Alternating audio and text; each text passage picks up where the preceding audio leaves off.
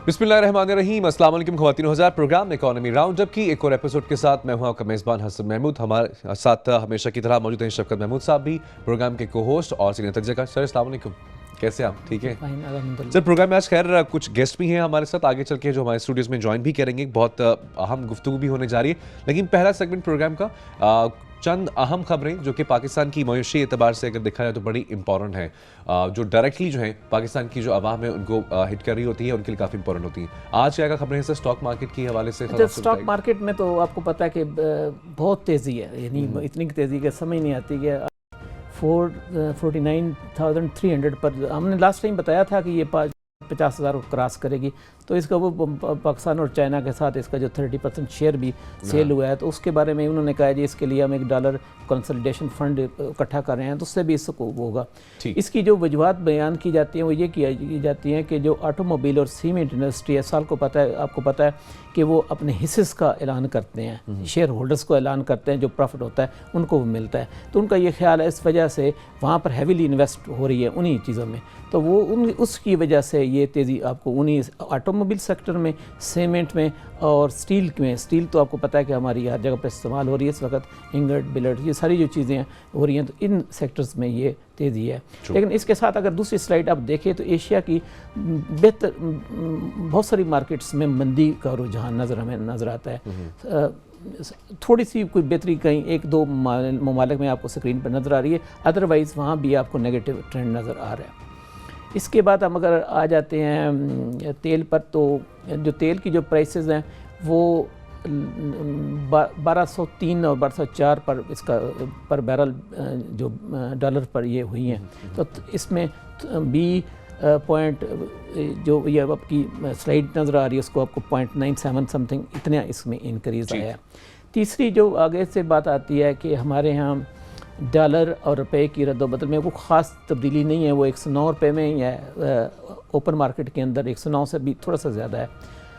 लेकिन इस दफ़ा मैंने आपको ये बताया हुआ है कि सोने की और डॉलर में एक बड़ा जो है ना तल्लक इस किस्म का है कि इनवर्ट, यानी अगर सोना प्राइस जाता है ऊपर जाता है तो डॉलर नीचे जाता है। अगर एक इंसिडेंटली इस हफ्ते में 0.3% कमी आई डॉलर में और 0.3 ही गोल्ड में बढ़ गया, लेकिन हमारी लोकल मार्केट में वो चूँकि अभी सोना इम्पोर्ट होगा बाद में होगा, तो इस वक्त वो 50,000 तक ही है, तो हमारे यहाँ थोड़ा सा कमी आई है, तो अभी थोड़ी सी फ्लक्स मार्केट में है, उसके बारे में बंदा ये सही नहीं बता सकता है। तीसरी अगर आप देखें तो आपको नज़र आता है कि गंदम की जो प्राइसेस है वो इंटरनेशनल मार्केट में बढ़ रही हैं। अगर गंदम की प्राइसेस बढ़ जाएंगी तो हमारा जो स्टॉक है तो हम उस काबिल हो जाएंगे कि वो शायद हम एक्सपोर्ट कर पाएँ। आपको पता है कि उसका एक्सपोर्ट का जो पीरियड है वो भी एक्सटेंड कर दिया गया है, तो हमारे यहाँ भी सरप्लस चूँकि एक्सपोर्ट पड़ी हुई है गंदम है, तो हमारे यहाँ जो गंदम महंगी होती है। बात यह कि मैंने ये बार बार ये बात की है कि अगर गंदम सस्ती आम आदमी को मिल सकती है तो उसको आप क्यों डिनाई करते हैं कि वो महंगी गंदम ख़रीदें। अगर आपके यहाँ गंदम महंगी है तो जो ग्रोअर है उसको पानी जो है ना उस पर जो बिजली का है वो ख़त्म कर दें, उनको जो इनपुट्स है, जो फर्टिलाइज़र है वो मुफ्त दें, ताकि उसकी इनपुट्स जब कम हो जाएंगी, टेक्नोलॉजी वहाँ पर अगर आ जाएगी तो वो प्राइसेस कम होगी, क्योंकि आम आदमी को तो महंगी नहीं मिलनी चाहिए ना।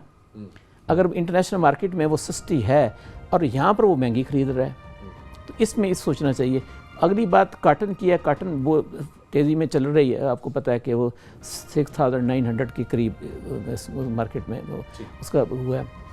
इसके बाद अगली जो ख़बर है वो ये है कि गवर्नमेंट ने कहा था कि हम 3 रुपये पर किलो और वाट जो है वो प्राइस बिजली की कम कर देंगे फॉर इंडस्ट्रियल कंज्यूमर, जो इंडस्ट्री की जो लोग चलाते हैं वो कम तो कर दी, लेकिन उनको एक फ्यूल एडजस्टमेंट मिलता था, तो उन्होंने उस फ्यूल एडजस्टमेंट में उसको कर दिया, यानी फ्यूल एडजस्टमेंट में उसको कर दिया। दूसरी बात यह है कि हम सुन रहे हैं कि हमारे यहाँ एनर्जी बिल्कुल ही है ना, एनर्जी का इशू ही ख़त्म हो चुका है, लेकिन अभी ईरान लेस्को ने किया, जेस्को यानी गुजरावाला ने किया और फेस्को ने किया कि हमने जो है ना मेंटेनेंस, अब इसको मेंटेनेंस लोड शेडिंग का नाम दिया गया। अच्छा। हम अपनी मशीनरी को मेंटेन कर रहे हैं, इस वजह से जो लोड शेडिंग हो रही है वो तकरीबन 4 से 8 घंटे हो रही है। तो आज बल्कि कल की बात है कि तकरीबन सुबह सुबह से लेकर शाम तक कोई भी तो मतलब वही कान अब जहाँ मर्जी से आप पकड़ लें। ठीक, अच्छा ब्रेक की जाने पर बढ़ने जा रहे हैं। ब्रेक के बाद वापस आएंगे तो हमारे स्टूडियो में हमारे साथ मज़ीद मेहमान मौजूद होंगे, कुछ मज़ीद अहम खबरें भी होंगी, हमारे साथ रहेगा।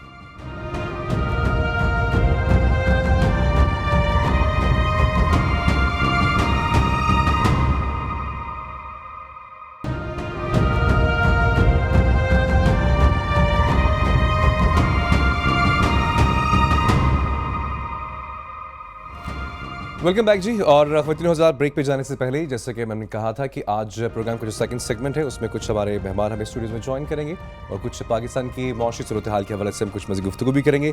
और वेरी प्लीज़ हमें ज्वाइन किया है नदीमुल हक साहब ने, आप फॉर्मर डेप्यूटी चेयरमैन हैं प्लानिंग कमीशन के। सर अस्सलाम वालेकुम। इसके अलावा हमारे साथ मौजूद हैं आलिया असद आलम साहिबा, आप एजुकेशनिस्ट हैं। मैम आपको भी हम खुशामदीद कहते हैं, thank you very much for coming. Shaukat साहब, गुफ्तगू आप आगे बढ़ाएंगे। अब बहुत सारी तब्दीलियाँ एक हफ्ते में अगर बात की जाए तो इस खत्ते में भी आई। अगर ट्रंप की तरफ इशारा जा रहा है तो वो भी एक बात है, उस हवाले से भी खैर हम प्रोग्राम में आने वाले दिनों में बात करेंगे। स्पेसिफिकली पाकिस्तान की इकॉनमी की अगर बात करें, आज क्या सर हम बात करने जा रहे हैं, क्या तब्दीलियाँ?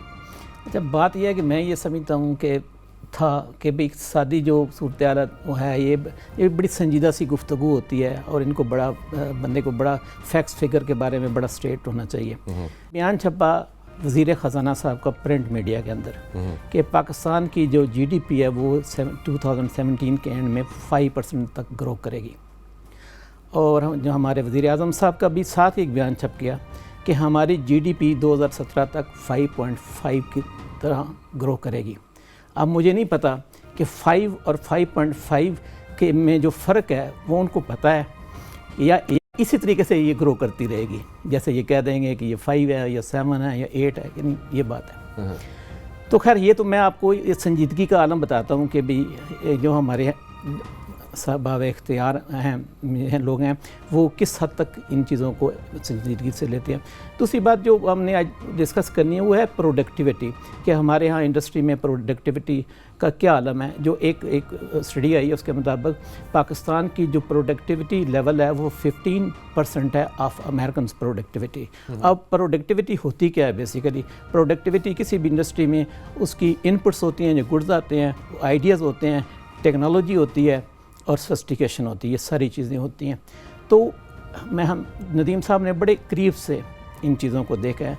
मैं इनसे जानने की कोशिश करूँगा कि पाकिस्तान की प्रोडक्टिविटी लेवल अगर इतना कमज़ोर है या इतना कम है तो क्या इसके होते हुए किसी ब्रेक थ्रू की उम्मीद की जा सकती है?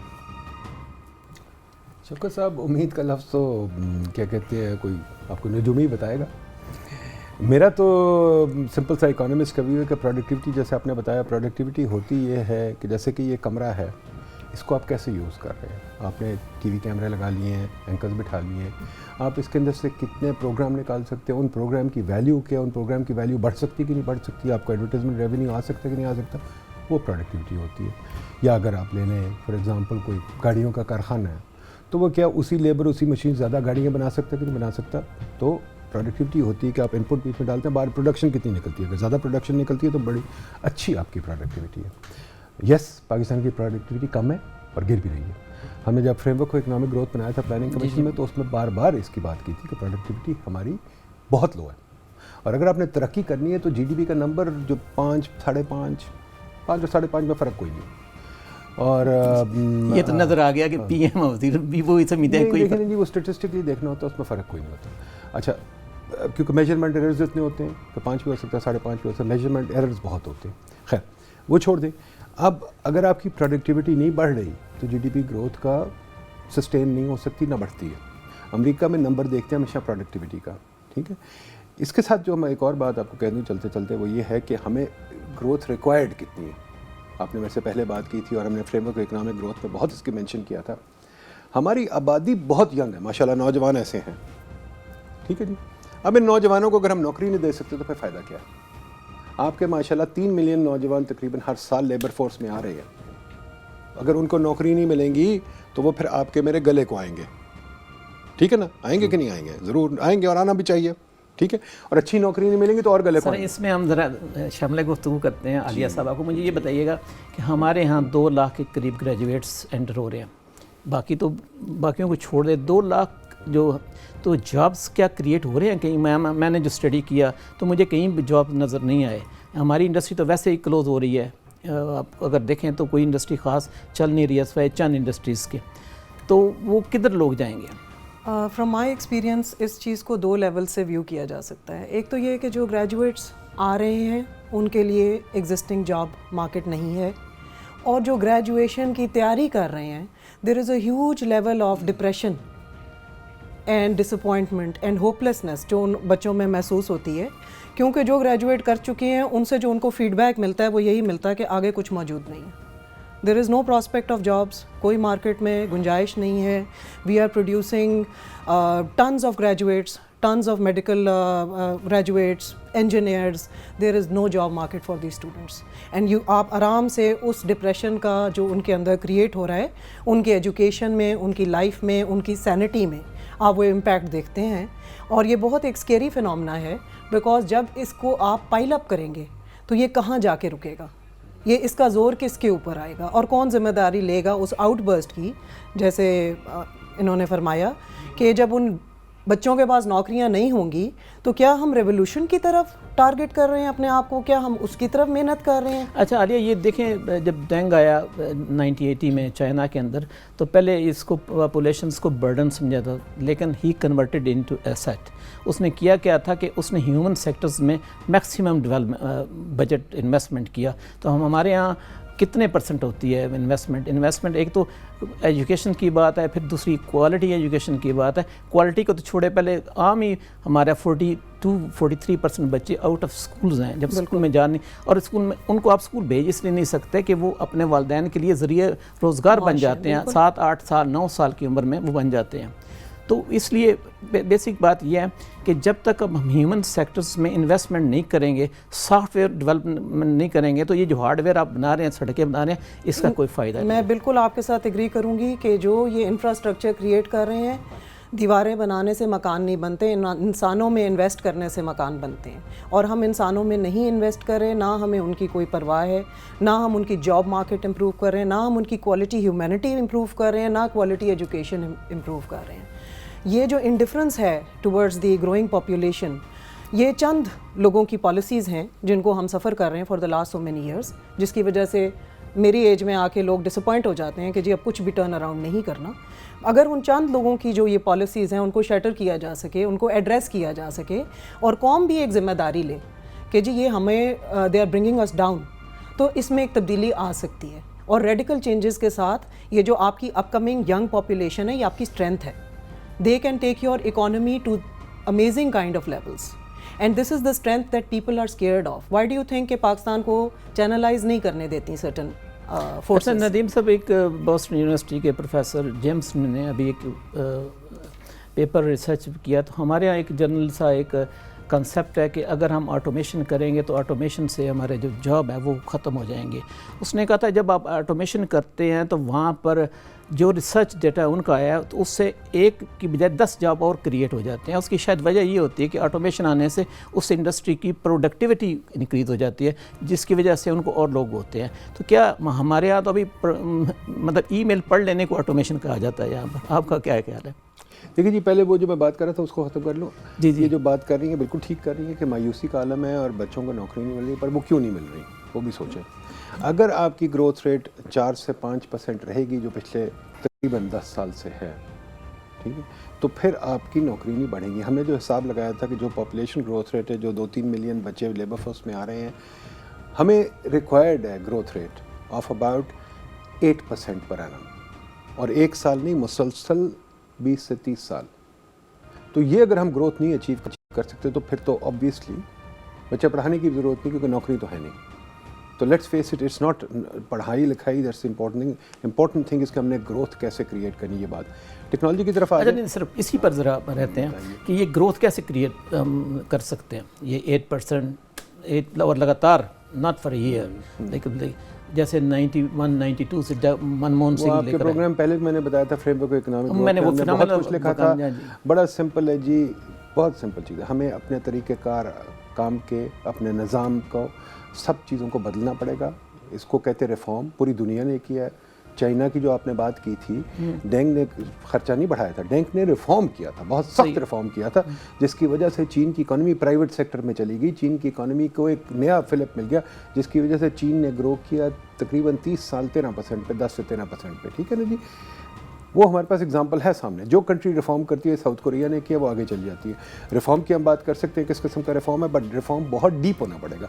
Reform will have to happen in the education sector, reform will have to happen in the official sector, reform will have to happen in the judicial sector, reform will happen to have in the parliamentary sector. अगर आप reform as a way of life नहीं adopt करते तो फिर आपने एक choice make कर ली है कि आप इसी निज़ाम में रहना चाहते हैं, इस निज़ाम में गुजारा नहीं होगा। इसी के साथ ऑटोमेशन रिलेटेड। इसमें मैं थोड़ा सा एक पॉइंट उठाना चाहता हूँ कि हम निजकारी की हमने मार्केट ओपन की 91 में करीबी, और उसके करीबी मनमोहन सिंह साहब वहाँ पर वज़ीर ख़जाना थे, उन्होंने उसको फॉलो किया। अब उन्होंने पीछे मुड़ कर नहीं देखा, उसके बाद लगातार ही उनकी चलती रही। वजह क्या वो हुई कि हम यहाँ पर नई तरक्की कर पाए और वो फिर उन्होंने पीछे नहीं मुड़ कर देखा। ब्रेक की जाने मुझे बढ़ना है, गुफ्तगू सिलसिले को मज़ीद आगे बढ़ाएंगे, लेकिन ब्रेक के बाद वापस आएंगे, तब हमारे साथ रहिए।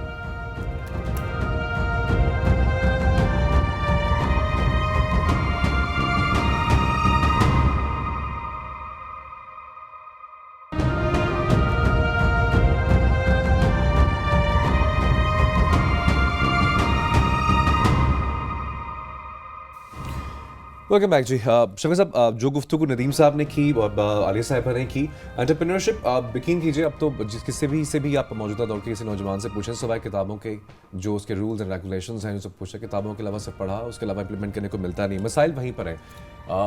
आज की नौजवान नस्ल को या तो मौका नहीं मिलता, दूसरी बात ये, इस हकीकत को हम कैसे डिनाई कर सकते हैं कि हमारे मुल्क की जो मेजॉरिटी है, जो रेशो की बात की जाए, तो वो आज भी महज चंद पैसों पे और चंद अपने इलाके में सिर्फ ट्यूबवेल के पीछे आवाम को वोट दे देते हैं, अपने लीडरान मुंतखब कर देते हैं। इस लेवल पे जाके इतनी बड़ी तब्दीली कैसे?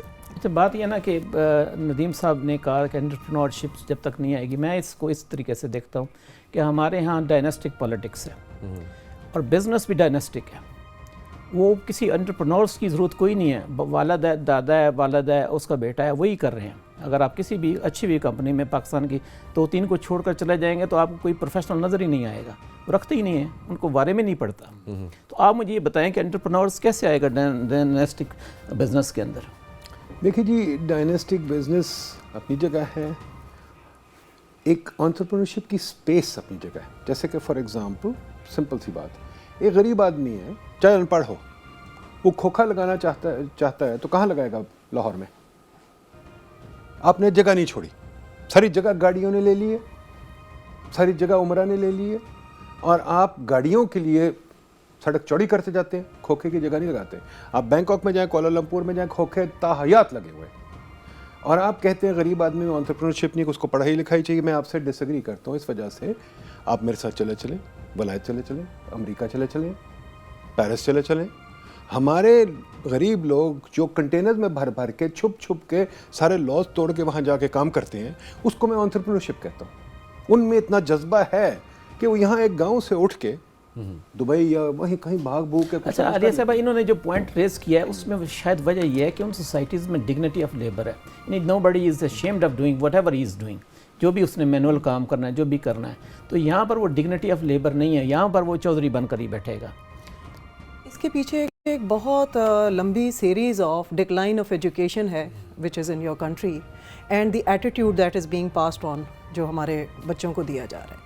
उसकी सबसे बड़ी वजह यह है कि हम अपनी ज़बान में नहीं पढ़ते, हमारे अंदर कोई प्राइड नहीं है, हम सारे सब्जेक्ट्स अंग्रेज़ी ज़बान में पढ़ते हैं, और अंग्रेज़ी पढ़ने के नाते हम सुपीरियर हैं from the rest of the people जो कि अंग्रेज़ी नहीं पढ़ते। ये डाइकोटमी जो क्रिएट हुई है, उसकी वजह से ही बहुत लोगों की डिग्निटी ख़राब हो गई है, क्योंकि जिसको अंग्रेज़ी नहीं आती उसको डिग्निटी रखने की क्या ज़रूरत है। वहाँ से एक रिफ्ट क्रिएट हुआ, लोगों की जो स्ट्राइव है, उनकी जो विल है टू डू वर्क, वो इफ़ेक्ट हो गया, क्योंकि अगर उन्हें अंग्रेज़ी नहीं आती तो वो कुछ भी नहीं कर सकते। एक वहाँ ब्रेकेज आया। उसके बाद जितना लॉट आपने जिनको इंग्लिश एजुकेशन की तरफ डाला है, you are grooming all of them कि वो जो हैं वो साफ बने। There is no room and market for creating the concept of साब इन अ सोसाइटी। आपकी एक बहुत बड़ा चंक मिडिल क्लास है, बहुत सारे बच्चे are coming from middle class families. Why is there no concept of dignity of labour in their lives? Because it is not being taught to them from their cradle. ना उनके वालिदैन चाहते हैं, کیونکہ جو صاحب ہوتا ہے وہ چھوٹا کام نہیں کرتا, نہ ان کو اسکولوں میں سکھایا جاتا ہے, ایک سنوبزم ہے جس کے ساتھ ان کو پال پوس کے ہم باہر نکال دیتے ہیں. شاید ہم ایز اے نیشن ایگزسٹ نہیں کرتے, ایز اے کراؤڈ ایگزسٹ کرتے ہیں. اچھا ندیم صاحب مجھے یہ بتائیے گا کہ یہ پاکستانی اسٹاک ایکسچینج میں کیا سونامی سی آئی ہوئی ہے؟ ڈیلی 500 پوائنٹ اوپر جا رہا ہے, 400 نیچے آ رہا ہے, باقی جو ہے آپ کو تھوڑی بہت فلکچویشن نظر آتی ہے. تو اس میں کیا کوئی وجہ ہے کہ اس کو آپ اکانومی کے ساتھ ریلیٹ کرتے ہیں یا یہ ماز اسپیکولیٹو ہے؟ دیکھیے جی, دنیا میں سب اسٹاک مارکیٹ چڑھی ہوئی ہیں, تو پاکستانی اسٹاک مارکیٹ انیوژل نہیں ہے. امریکہ کی اسٹاک مارکیٹ بھی چلیے, لیکن سر اگر آپ ایشیا کی دیکھیں تو سوائے ایک دو مارکیٹ کے ساری کی ساری ڈاؤن جا رہی ہیں. نہیں جی, اگر آپ دیکھیں گے تو اس وقت تقریباً ہر stock market is being led by the American stock market, اور امریکن اسٹاک مارکیٹ اس وقت کافی انفلیٹڈ ہے, کوئی 2000 کو ٹچ کر رہی ہے, اور اس کا کیا کہتے ہیں 20,000 سوری, اور اس کا وہ کیا کہتے ہیں اس وقت پی ریشو بہت زیادہ ہے. صحیح. اچھا, وہ دنیا میں ایک ہے یوفوریا کی فیلنگ ٹرمپ کے آنے سے, اور اس کا وہ چلے گا. اب اس وقت لیری سمرز نے کل بھی آرٹیکل لکھا ہے کہ شاید اسٹاک مارکیٹ اوور ویلیوڈ ہے.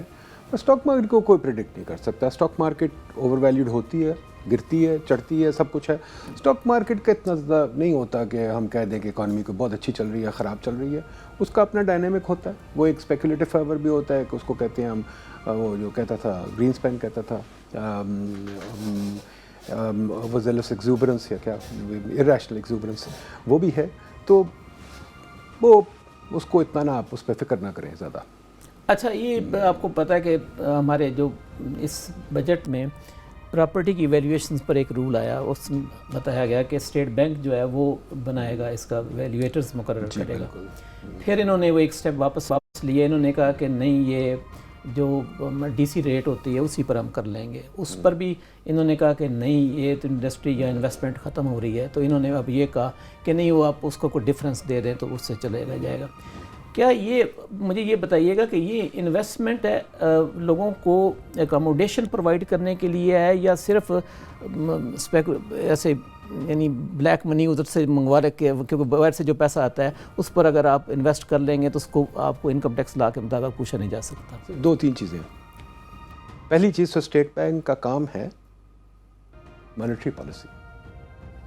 دنیا جہان میں اس پہ بہت لٹریچر ہے, اور میں افریقہ میں سارے سینٹرل بینکس کے ساتھ کام کرتا ہوں.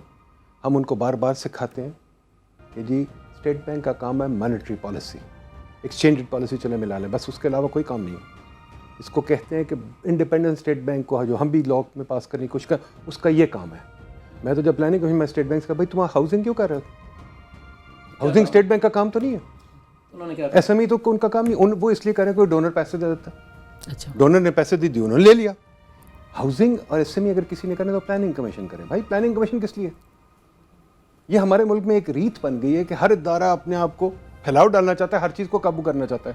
یہ اسٹیٹ بینک کی بہت بڑی غلطی تھی اس چیز میں گھسنا, اور اس کو پہلے میڈیا کو پکڑنا چاہیے کہ بھائی آپ اپنا کام تو درست کر نہیں سکتے, دوسرے کا کام کیوں پکڑتے ہیں. ٹھیک ہے جی, اسٹیٹ بینک کا بالکل میں دعوے سے کہتا ہوں یہ کام نہیں ہے, اور اس کو نہیں کرنا چاہیے تھا. نمبر 2,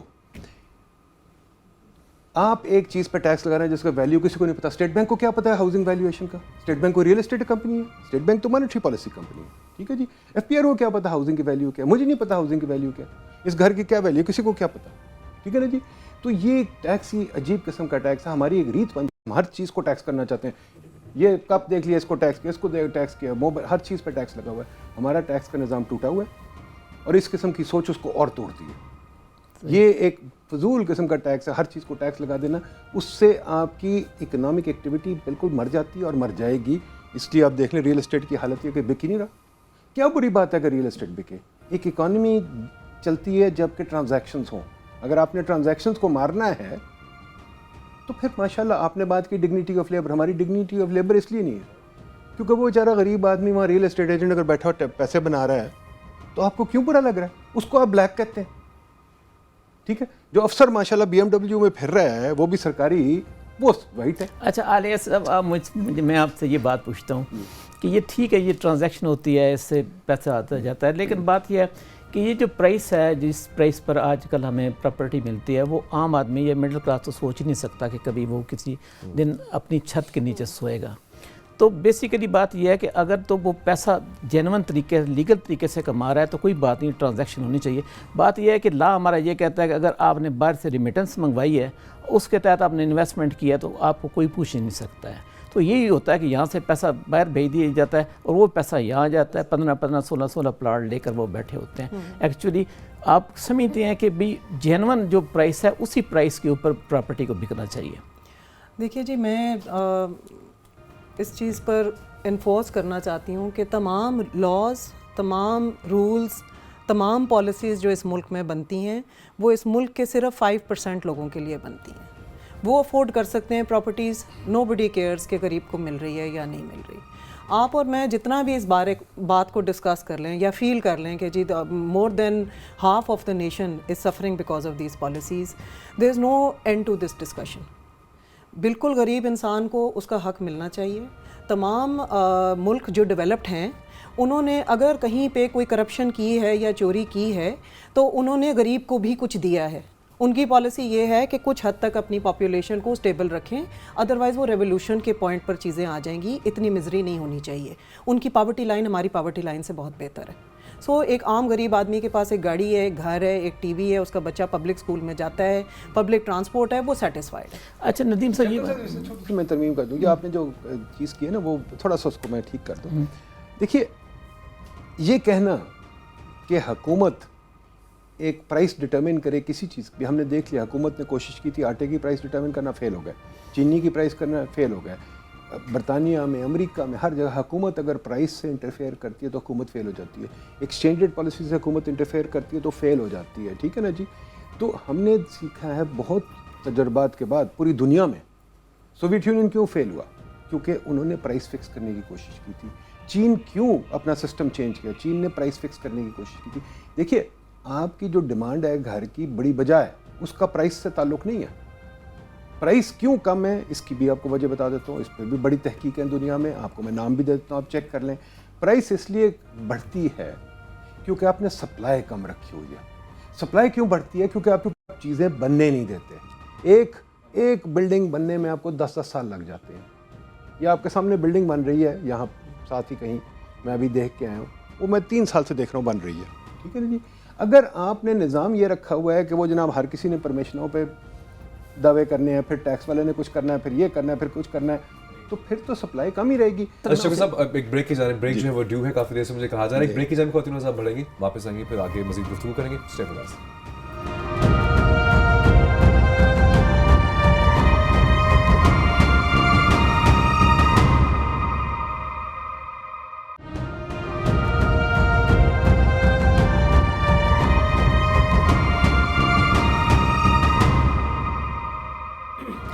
ویلکم بیک جی.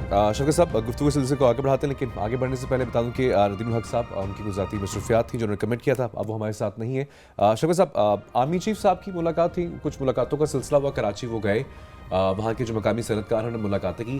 سوالات تو خیر اس میں بہت سارے اٹھتے ہیں. یہ سوال بھی یہاں پہ کیا جا رہا ہے کہ جو ملاقات ہوئی اس میں صنعتکاروں نے بہت سارے جو تحفظات تھے وہ بیان کیے آرمی چیف کو, بہت ساری یقین دہانیاں بھی کرائی گئیں.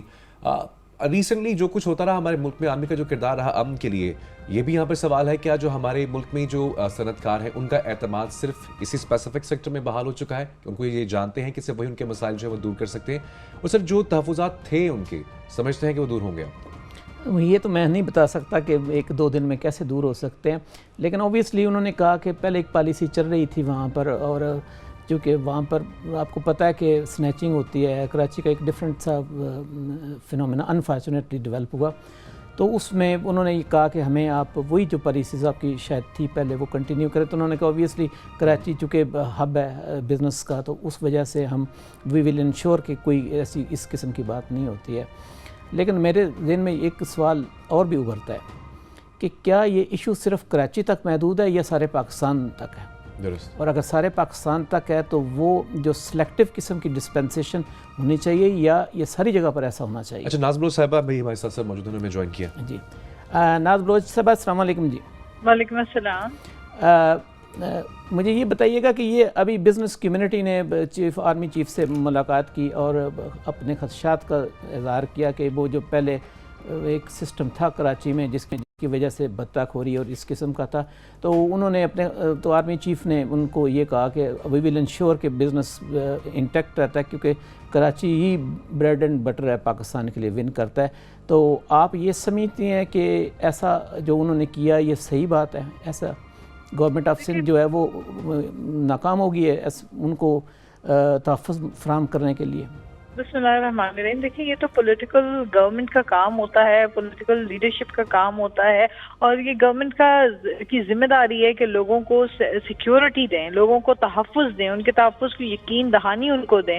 اور کاروبار جو ہے کراچی چونکہ پاکستان کا بیک بون ہے, معیشت کا ہب ہے, اور کراچی آپ کو پتہ ہے کہ کراچی کی خصوصیات, ادھر کی پورٹ اور ادھر کی تمام ہر لحاظ سے آپ دیکھیں کراچی کی جو معیشت ہے اس کو جو دھچکا پہنچا یہاں پہ پولیٹیکل فیلئر کی وجہ سے پہنچا, نااہلی کی وجہ سے پہنچا, غلط لوگوں کے ہاتھوں میں اقتدار ہونے کے نتیجے میں یہاں پہ آپ نے دیکھا کہ پولیس کا جو نظام ہے وہ آج بھی اتنا ہی پلیوٹڈ ہے, اتنا ہی فرسودہ ہے, اور اس کی جو یہ پولیس سسٹم ہے اس کی آلودگی کو جب تک ختم نہیں کریں گے یہ ٹیمپرری حال ہو سکتا ہے. رینجرز کا آپریشن کر دینا, یہ رینجرز کی یہ تو ہم سراہتے ہیں اور ہم اپریشیٹ کرتے ہیں کہ رینجرز نے جو آپریشن کراچی میں کیا اور امن و امان واپس لوٹا, اور آپ نے دیکھا پچھلی گزشتہ عید میں جو ریکارڈ بریکنگ جو ہے یہاں پہ ترقی تاجروں نے کی ہے, اور جو ہے فروغ ہم نے دیکھا کہ بوسٹ گیا, پروفٹ میں گیا تجارت.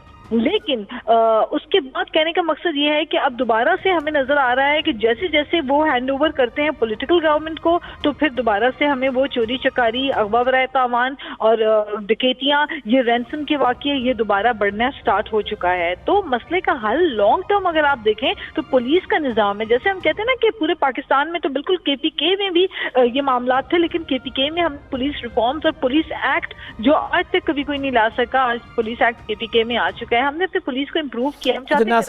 سوری فار دی انٹرپشن, میں نے آپ سے یہ پوچھنا ہے کہ آپ نے کہا یہ پولیٹیکل نظام فیل ہو چکا ہے یہاں پر, تو اگر پولیٹیکل نظام فیل ہو چکا ہے تو اس کا الٹرنیٹو کیا ہے؟ نہیں, پولیٹیکل نظام میں نے نہیں کہا فیل, میں نے یہ کہا کہ جو گورنمنٹ ہے گورنمنٹ فیل ہوئی ہے. اس وقت جو لوگ برسر اقتدار ہیں وہ اب ان چیزوں پہ توجہ نہیں دے رہے, ان کو توجہ مبذول کرنی پڑے گی اس اہم معاملے کے اوپر, یہاں کی سیکیورٹی کے اوپر. یہاں پولیس میں بہت زیادہ ریفارمز کی ضرورت ہے. سندھ کے اندر پولیس جو ہے اس کے اندر میرٹ کی بہت سخت ضرورت ہے. کیا آج آپ دیکھیں کہ نہ صرف یہ کہ تاجر پریشان ہیں بلکہ جو منشیات کا اتنا اڈا سرگرم ہے یہاں پہ, جس طرح نوجوان برباد ہو رہے ہیں شہر کے اندر, وہ آپ اس کے اوپر اگر کسی دن پروگرام کریں تو آپ حیران ہو جائیں گے کہ کس طریقے سے یہاں پہ منشیات عام ہو رہا ہے, لیکن سب پولیس کی ناک کے نیچے ہو رہا ہے. کیوں کہ ان کو بھتہ مل رہا ہے. اچھا ناصبہ, یہ مجھے بتائیے گا یہ ایشو صرف کراچی تک محدود ہے یا پاکستان کے دوسرے حصوں میں بھی؟ ایشو پاکستان کے مختلف حصوں میں بالکل, یہ پنجاب میں بہت برے حالات ہے پولیس کی, سندھ میں بہت بری حالت ہے پولیس کی, لیکن دیکھیں کے پی کے میں ہم نے امپروو کیا ہے. ہم یہی کہنا چاہ رہے ہیں کہ دیر از اے ول دیر از اے وے. ہم یہ نہیں کہہ رہے کہ پیپلز پارٹی کے اوپر تنقید کر کے تنقید برائے مراد ہونی چاہیے. ہم چاہتے ہیں کہ پیپلز پارٹی کو ٹھیک ہے موقع ملا ہے, کریں, ڈیلیور کریں, خدارہ ڈیلیور کریں, کہ یہ لوگ ان کے پاس بھی تو ہے نا, جب کے پی کے میں ہم لا سکتے ہیں تبدیلی, why can't they bring change. یہاں پہ بھی تبدیلی آ سکتی ہے.